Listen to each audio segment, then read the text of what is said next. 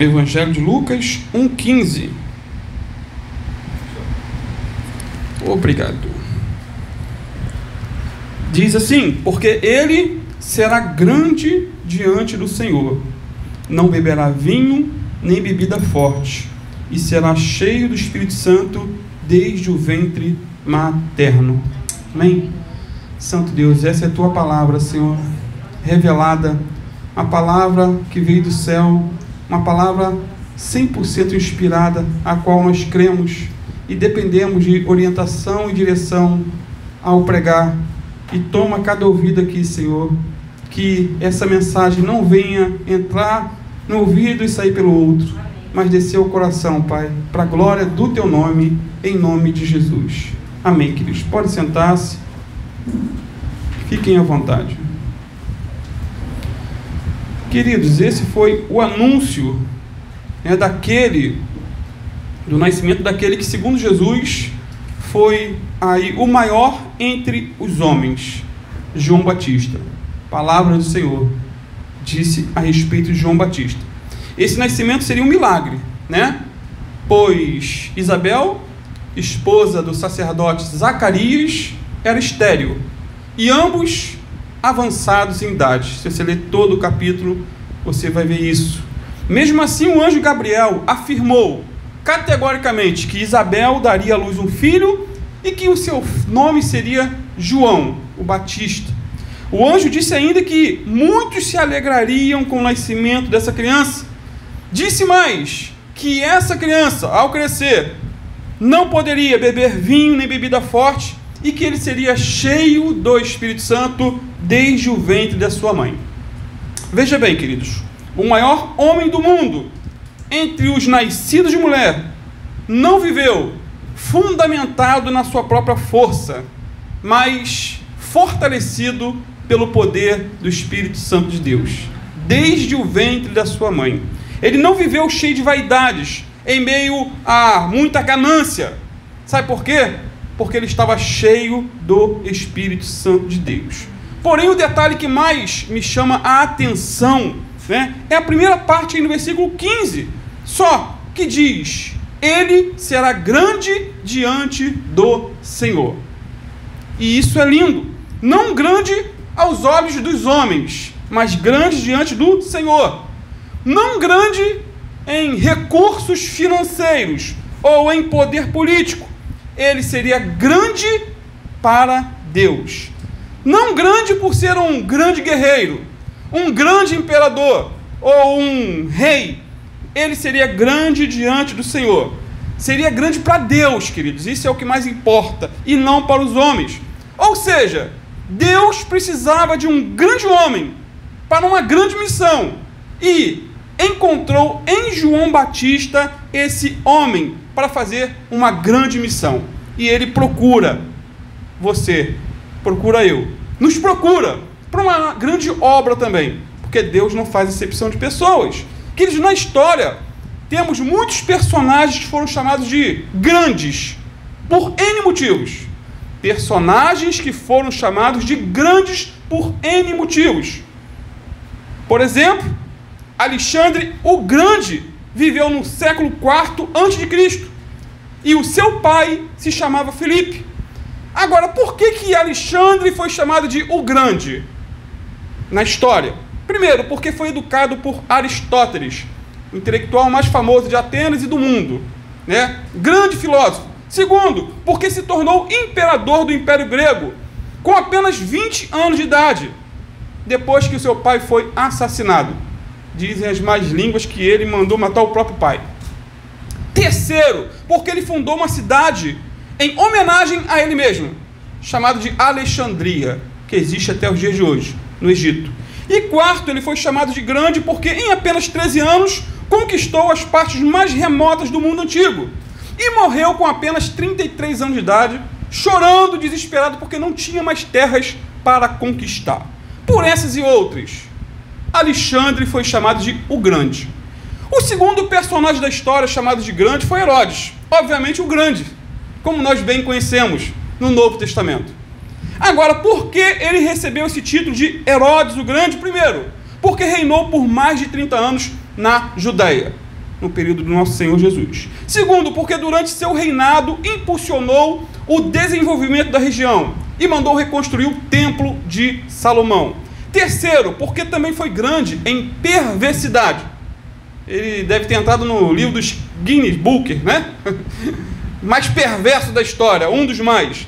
Isso porque, segundo o relato bíblico, ele mandou matar todas as crianças de 2 anos para baixo com o fim de exterminar Jesus, o Filho de Deus.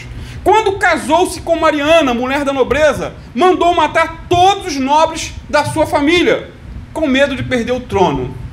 Mandou matar seu sobrinho Aristóbulo, sua sogra, sua esposa, 2 de seus filhos, o homem sanguinário. E mais, antes de morrer, fez a sua irmã Salomé jurar que mataria pelo menos um nobre de cada família de Jerusalém, para que houvesse choro em seu funeral. Porém, a Bíblia não chama Herodes de grande. Você não vai encontrar a Bíblia dizendo Herodes o Grande. Não. Só chama ele simplesmente de Herodes.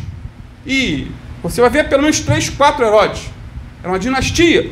Agora, João Batista, ele foi chamado de grande pelo anjo Gabriel, antes de nascer.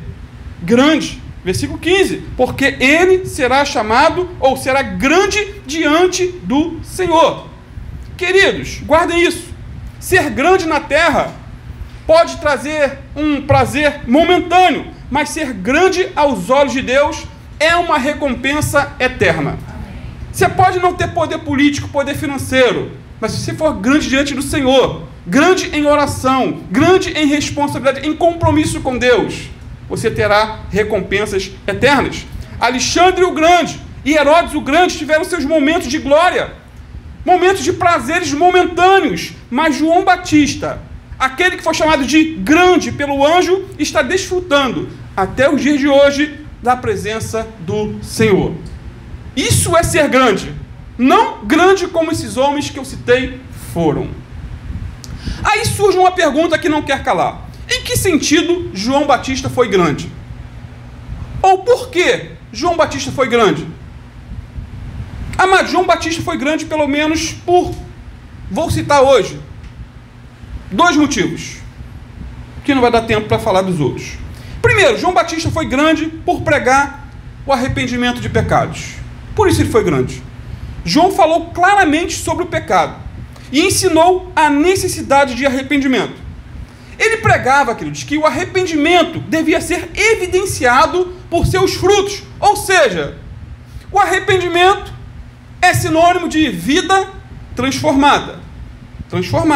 Irmão, depois de 400 anos de silêncio, em que não havia profecia, em algumas Bíblias, né, tinha até páginas entre Malaquias e Mateus em branco. Depois de 400 anos de silêncio profético, não se ouvia mais assim diz o Senhor. Lucas 3:2 diz que a palavra de Deus veio a João, filho de Zacarias, no deserto. O interessante é que no início de Lucas 3, 7 homens são citados: César, imperador romano; Pilatos, governador da Judéia; Herodes, rei da Galileia; Filipe, rei da Itureia e de Traconites; Lisânias, rei de Abilene; e por fim, Anás e Caifás, sumo sacerdote de Jerusalém. Porém, é muito interessante notar que a palavra de Deus não foi enviada a nenhum desses grandes aos olhos do mundo, nenhum deles, mas a João Batista, um humilde judeu que estava no deserto. Tinha uma comida diferente, gafanhoto e mel silvestre. Tinha roupa esquisita, peles de camelo. Homem estranho, mas foi esse que Deus usou para a glória dele. E mais, ele tinha uma doutrina diferente. Não tinha holocausto, não tinha cerimônias, não tinha circuncisão. Tinha uma mensagem diferente que poucos pregavam. Ele pregava o batismo de arrependimento para remissão de pecados. Ele tinha também, queridos, uma dieta diferente, como eu disse, sem vinhos, sem banquetes, mas regada de muito gafanhoto e mel silvestre. Ele tinha também roupas diferentes e até esquisitas. Se fossem nossos dias, seria o homem das cavernas. Esquisito. Peles de camelo em vez de filactérios ou vestes sacerdotais. Ele não se arrumava com a pompa da época. Deus usa homens esquisitos, estranhos aos olhos do mundo. Irmãos, não tem como negar que João era um homem diferente, estranho, esquisito. Ele vestia roupas estranhas, se alimentava de comidas estranhas e pregava num lugar muito estranho, no deserto. Estamos na cidade. Imagine você pregar no deserto e o povo sair da cidade para ir no deserto ouvir um cidadão como João Batista. Não tinha nada para agradar ninguém, queridos. O sermão era duro. Ele não tinha aparência, não tinha eloquência, não tinha, roupa pomposa. Não estou dizendo que o pessoal tem que andar desarrumado, com pano de saco, igual alguns doidos às vezes aparecem por aí. E seu primeiro sermão também foi um tanto quanto estranho para a época. Mateus 3, versículo 1 a 2 diz que naqueles dias apareceu João o Batista, pregando no deserto da Judéia e dizendo: arrependei-vos, porque é chegado o reino dos céus. Queridos, a pregação sobre o arrependimento nunca foi e jamais será uma mensagem popular, uma mensagem palatável, mas João Batista não queria agradar aos homens. Ele não estava nem aí para opinião pública, para ibope. Ele não estava aí para pregar ou agradar aos homens, e sim a Deus. Irmão, João Batista pregou a mensagem central do Evangelho: arrependei-vos. Essa é a mensagem a ser pregada. Sabe qual é a grande verdade? Não fomos chamados para pregar sociologia, não, economia, psicologia, mas salvação. Não fomos chamados para pregar sobre política, cultura, Terceira Guerra Mundial. Dá para estourar, mas só Deus sabe se vai estourar ou não. Eu não fui chamado para pregar sobre isso, mas sobre redenção, perdão, conversão. Nunca devemos pregar sobre nossa igreja, sobre os nossos costumes, mas sobre a pessoa bendita do Senhor Jesus Cristo, nosso único Senhor e Salvador. Por fim, queridos, não somos chamados para pregar sobre religião, mas sobre arrependimento de pecados. Irmãos, o arrependimento é a grande manchete de Deus aos ouvidos da história. Sem arrependimento, não há remissão de pecados. Isso porque a conversão é evidenciada pelo arrependimento de pecado e a fé em Jesus. Conversão é evidenciada pelo arrependimento de pecados e a fé em Jesus. Agora, o que é arrependimento? Eis a grande pergunta. O que é arrependimento? De acordo com o que eu vou falar, você vai chegar à conclusão de que se você já se arrependeu ou não, de verdade. O verdadeiro arrependimento segue um processo de pelo menos 5 passos. Primeiro passo, convicção de pecados. Primeiro passo do arrependimento é quando somos convencidos pelo Espírito Santo de que algo que estamos fazendo é errado e entristece a Deus. Primeiro passo, básico. Em João 16:8, Jesus disse que quando o Espírito Santo viesse, convenceria o mundo do pecado, da justiça e do juízo. Quando um homem está profundamente convicto de seus pecados, é um sinal bem certo de que ainda não se arrependeu de verdade. Teve convicção. Ele foi convencido do erro. Está no caminho, mas não é o fim do caminho. As pessoas saíam da cidade e iam ao deserto porque estavam convencidas de seus pecados. O Espírito Santo convencia. Primeiro passo. Segundo passo, para o verdadeiro arrependimento: contrição pelos pecados, ou tristeza pelo pecado. Ou seja, a pessoa se convence que errou e se entristece. É quando ficamos tristes, chateados, amargurados por termos pecado. Desenhando, contrição é um profundo sentimento de tristeza segundo Deus, e humilhação de coração por causa do pecado.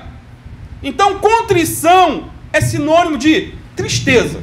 Segundo Coríntios 7,10 diz que a tristeza, segundo Deus, produz arrependimento para salvação, o qual não traz pesar, mas a tristeza do mundo produz morte. Sendo assim, queridos, quando há verdadeira contrição, o coração está entristecido por causa do pecado, e quando há verdadeira conversão, o coração fica liberto do pecado. Terceiro passo nesse processo é a confissão. Então, primeiro, se convenceu do pecado. Segundo, se entristeceu. Terceiro, confessa. Mateus 3:6 diz que muitos foram batizados por João Batista no Rio Jordão, confessando seus pecados, declarando, dando nome aos bois, ou melhor, aos pecados. Confessar, queridos, é concordar com o que Deus já sabe. Tintim por tintim. Deus sabe até daquilo que fizemos e achamos que não é pecado.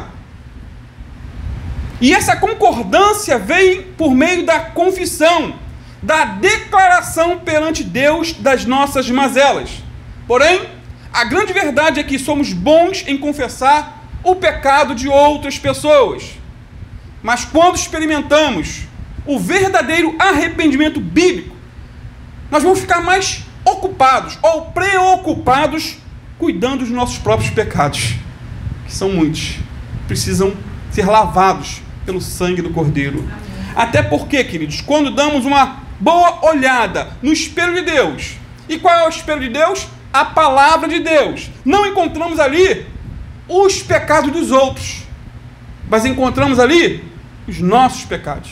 Somos confrontados com a nossa realidade. Ou seja, a verdadeira contrição nos levará a uma verdadeira confissão de pecados. Portanto, o pecado deve ser confessado. E se o meu orgulho me impede de confessar, não devo esperar misericórdia de Deus e nem resposta às minhas orações. Confessar a Deus, se o pecado foi contra Deus. 1 João 1,9 diz que se confessarmos os nossos pecados, Ele é fiel e justo para nos perdoar todos os pecados, amém? E nos purificar de toda injustiça. Amém. Agora, o quarto e último passo que leva ao verdadeiro arrependimento é o abandono do pecado. Muitos seguem os caminhos, passos certos. Reconhece o pecado, se entristece por causa do pecado, confessa, mas não deixa. É incompleto. Quarto e último passo que leva ao verdadeiro arrependimento é o abandono do pecado. É quando tomamos a firme decisão de deixar o pecado, seja ele qual for. Queridos, abandonar é a decisão de mudar. Provérbio 28:13, eu já preguei sobre esse texto, diz que aquele que encobre as suas transgressões nunca prosperará, mas aquele que as confessa e deixa alcançará misericórdia. Viu o pequeno detalhe do texto? E deixa. Irmãos, não adianta chorar pelos pecados, confessar os pecados, se arrepender de coração dos pecados cometidos, se não houver em nós o firme propósito de abandonar, de deixar a prática do pecado. Precisamos, com a ajuda do Espírito Santo, deixar o caminho errado, as práticas erradas, as amizades erradas, as palavras erradas. Precisamos deixar ou abandonar tudo aquilo que nos leva a pecar. Vou repetir mais uma vez o texto de Provérbio 28:13. Quem esconde os seus pecados não prospera, mas quem os confessa e os abandona encontrará misericórdia. Veja bem, queridos, se alguém continua em pecado, é prova de uma confissão ou de uma profissão de fé inútil. Teve tristeza. Judas Iscariotes também se entristeceu pelo pecado, não foi? Se entristeceu, se arrependeu, devolveu a oferta, o dinheiro que tinha recebido para vender Jesus, mas se matou. Então, se alguém continua em pecado, é prova de uma profissão de fé inútil. É como bombear água para fora do navio sem tapar os furos. Imagina a pessoa arrancando a água de um barquinho furado, mas não tampou o furo. E eu te pergunto, existe algum pecado na sua vida da qual você se arrependeu, confessou, se entristeceu, chorou, mas que ainda não abandonou? Se tem, hoje é dia de você colocar cada um deles aos pés da cruz, de vez, com a ajuda do Espírito Santo. O Senhor Jesus certa feita declarou: se pois o Filho vos libertar, verdadeiramente sereis livres. Isaías 55, versos 6 e 7. Busquem o Senhor enquanto se pode achá-lo, clamem por ele enquanto está perto. Que o ímpio abandone seu caminho e o homem mau os seus pensamentos. Volte-se para ele ou para o Senhor, que terá misericórdia dele. Volte-se para o nosso Deus, pois ele perdoará de bom grado. Portanto, queridos, não basta dizer com a boca que se arrependeu dos seus pecados. Não basta ser batizado nas águas, em nome do Pai, do Filho e do Espírito Santo. É importante, mas não basta participar da ceia mensalmente, como será no domingo agora. Não basta ir à igreja, devolver dízimos, ofertas, ou cantar no louvor, ou ser pregador, ou ser pastor. Não basta. O verdadeiro arrependimento leva a pessoa a abandonar o pecado. O ladrão passa a ser honesto. O adúltero passa a ser fiel à sua esposa. O viciado em pornografia passa a ter as mãos e a mente limpa. O avarento, ganancioso, ambicioso, passa a dividir o que tem. O beberrão, que gosta de tomar da número 1 a 51, passa a se encher com o Espírito Santo de Deus e não com álcool. O fofoqueiro passa a falar de Jesus e não dos outros. Isso é arrependimento. O funcionário público que cobrava propina, não é isso? Passa a ajudar as pessoas sem interesse financeiro. O policial que gostava do arrego do tráfico abandona essa prática. Isso é conversão na prática. O estudante que era viciado em colar nas provas passa a estudar com afinco para passar de ano ou de série. A dona de casa que gostava de uma fofoca passa a cuidar do lar, dos filhos, do marido e não da vida dos outros. O homem que gostava de se prostituir com vídeos imorais passa a se edificar com mensagens bíblicas, queridos. O trabalhador que furtava objetos em seu local de trabalho, com a desculpa de que meu patrão tem muito, passa a viver na honestidade. Aquele que fazia corpo mole no trabalho, passa a se dedicar com afinco. Então, queridos, os frutos do arrependimento são as mudanças que ocorrem no coração da pessoa que verdadeiramente se converteu. E se não há mudança, não há conversão. E se você ainda não se converteu, hoje é o dia de entregar sua vida ao Senhor e falar: Senhor, muda minha vida. Segundo o que o pastor falou ali, eu acho que eu não sou convertido, não. Sem arrependimento não há salvação. Então, somente aqueles que choram pelos seus próprios pecados, com lágrimas de arrependimento, podem sim alegrar-se com a dádiva da vida eterna. Sendo assim, queridos, João Batista foi grande por pregar a grande mensagem do arrependimento. Primeiro, vou ficar só nessa segunda parte agora também. Segundo, João Batista foi grande ao anunciar a dura realidade do inferno. Queridos, ele falava da ira que se aproxima, de um corte profundo até a raiz de toda árvore que não der bom fruto, de um fogo que nunca se apaga, e assim por diante. João Batista falou muito sobre o inferno. Ele usou palavras muito vivas sobre esse local de tormento que a Bíblia chama de inferno. Em tempos como o nosso, em pleno século XXI, em que a pregação sobre o inferno e a condenação eterna é considerada de mau gosto, não deve ser pregada, não dá ibope, O exemplo de João Batista é instrutivo. Sabe por quê, queridos? Porque hoje os púlpitos parecem monotemáticos, abundantes em referência ao amor e à misericórdia de Deus. E muitas vezes são poucas as vozes que advertem do real perigo da condenação eterna. Porém, João Batista foi grande, porque ele não teve medo de tratar de um assunto delicado. Ele bradou em alto e bom som o seguinte, lá em Mateus 3, versículo 10 e 12. Já está posto o machado à raiz das árvores. Toda árvore, pois, que não produz bom fruto, é cortada e lançada no fogo. A sua pá ele tem na mão, ele limpará bem a sua eira, recolherá o seu trigo ao celeiro, que é um símbolo aqui do céu, mas queimará a palha em fogo inextinguível, símbolo do inferno. Irmão, João Batista não amenizou essa verdade. Ele não enganou seus ouvintes.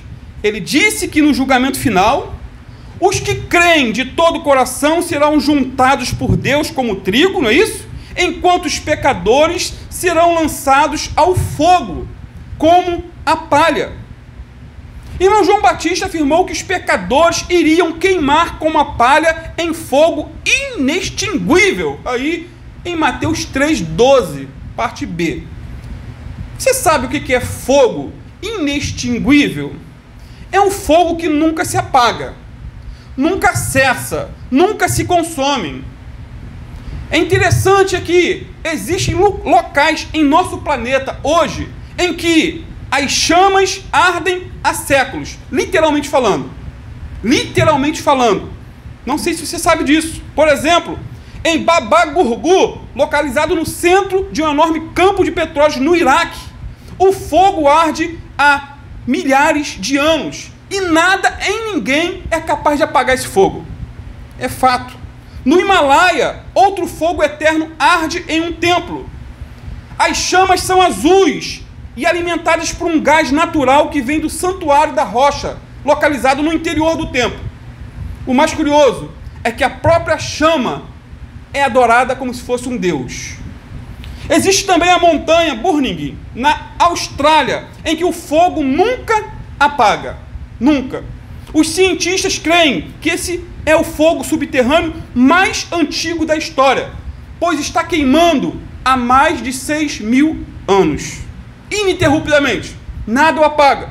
E o que falar da lendária fogueira de Merapen, na Indonésia?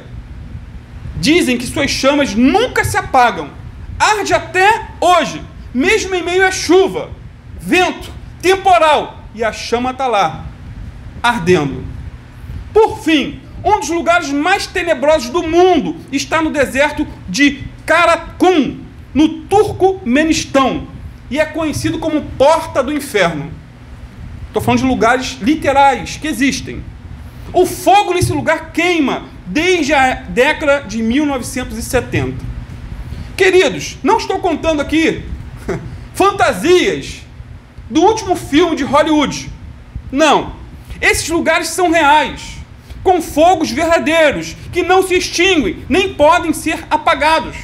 Porém, tanto João Batista como nosso Senhor Jesus alertaram em suas mensagens sobre um fogo eterno, que é muito, mas muito pior do que os fogos descritos acima.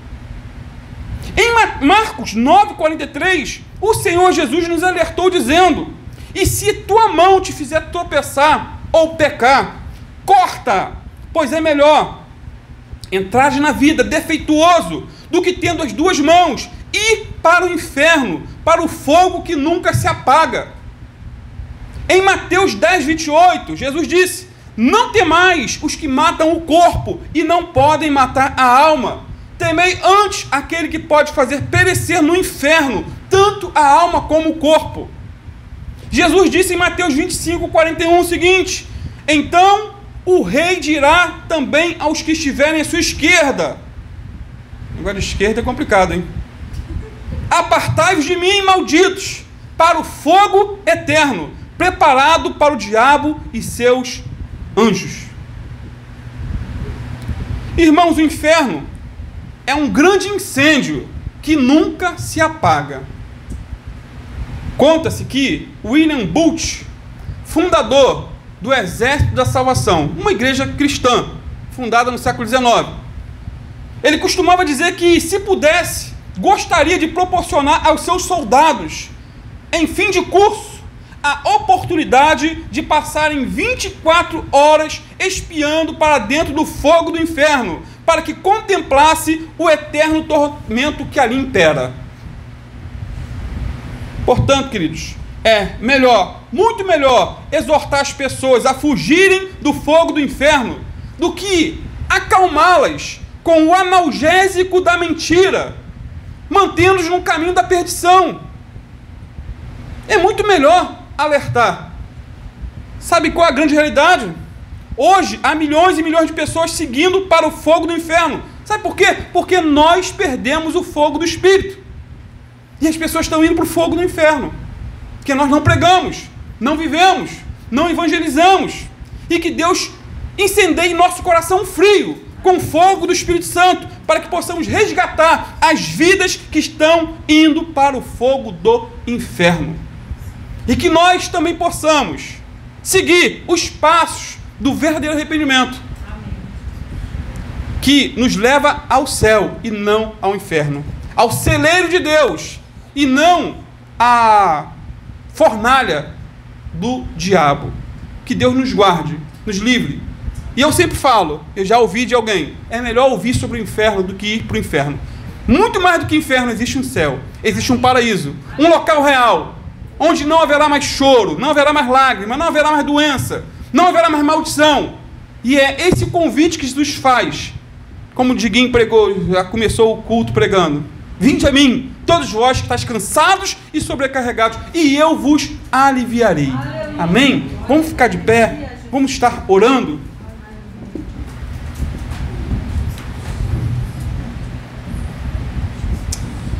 Pai Santo, Pai querido, em nome do Teu Filho Jesus, Pai, te louvamos pela vida de João Batista. Ele foi verdadeiramente grande, um exemplo a ser seguido, Pai. Um homem que confrontava seus ouvintes. Ele era cheio do Teu Espírito Santo, Pai. Não estava nem aí para o que os outros iam dizer. Ele não procurava ibope. Ele não estava interessado em ser grande aos olhos dos homens, mas grande aos seus olhos, Senhor. Obedecendo fielmente a Tua palavra, pregando exatamente aquilo que o Senhor o mandava pregar. E o final da vida dele nós conhecemos, Pai. Ele perdeu a cabeça por confrontar Herodes e dizendo: olha, não te é lícito tomar a esposa do teu irmão. E ele perdeu a cabeça por confrontar um rei em relação aos seus pecados. Ah, Senhor, todo aquele que confrontar o povo em relação aos seus pecados podem perder a cabeça, mas mesmo perdendo a cabeça, eles ganham uma coroa de vida. Como diz a Tua palavra: ser fiel até a morte e dar-te-ei a coroa da vida. Ajuda-nos, Senhor, a pregar a Tua palavra. Doa a quem doer, incomode a quem incomodar, Senhor. Queremos ser fiéis à Tua palavra, Senhor. Pregar tanto o Teu amor, o amor do Senhor, como também, Senhor, pregar sobre a ira, sobre o inferno, sobre um lugar de tormento que o Teu Filho Jesus tanto falou, tanto nos alertou. E mensagem essa que tem sido negada por tantos e tantos pastores, Senhor. Tem misericórdia, Pai. A minha função aqui não é botar medo em ninguém, mas é só alertar e apontar para Ti, Jesus, que pode nos pegar pelas mãos e nos guardar, nos livrar, Senhor, dessa realidade que a Tua palavra diz, Senhor. Não queremos, Senhor, a morte eterna. Não queremos, Senhor, ir para o inferno. Queremos sim, Senhor, por toda a eternidade, estar na Tua presença, estar, Senhor, nos céus, juntamente com Paulo, Silas, juntamente com Moisés, Elias, Enoque, Noé, tantos, Senhor, que Te serviram, tantos que buscaram a Tua face e confiaram em Ti, Senhor, até o fim da vida. Não queremos, Senhor, ir para o inferno, onde está até hoje lá aquele rico lá de Lucas 16, que tropeçou no mendigo e caiu no inferno, Senhor. E ali, Senhor, aquele texto é tão dramático, tão vivo, Senhor, e mostra que mesmo em tormento, ele tinha, Senhor, a sua memória fresca. Ele se lembrou dos 5 irmãos da terra e pediu: Pai Abraão, envia lá alguém para falar com meus irmãos, para que eles não venham aqui para também esse lugar de tormento.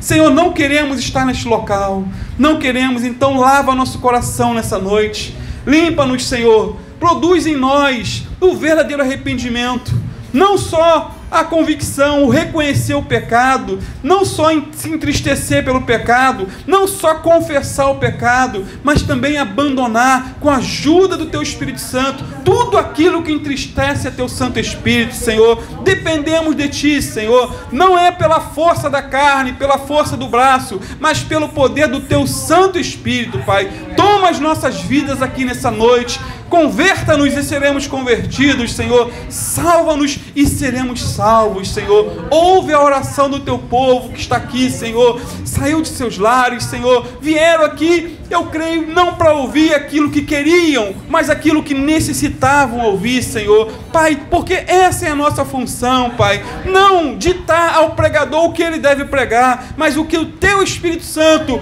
prepara para nós ouvirmos, Senhor. Que a Tua palavra seja sempre a verdade e venha dinamitar, Senhor, o nosso coração endurecido. Transforma-nos, Senhor, perdoa-nos, Senhor, lava-nos, Senhor, segura em nossas mãos e ajuda-nos a ir até o fim, contigo, Jesus, contigo, e para a glória de Deus, o Pai.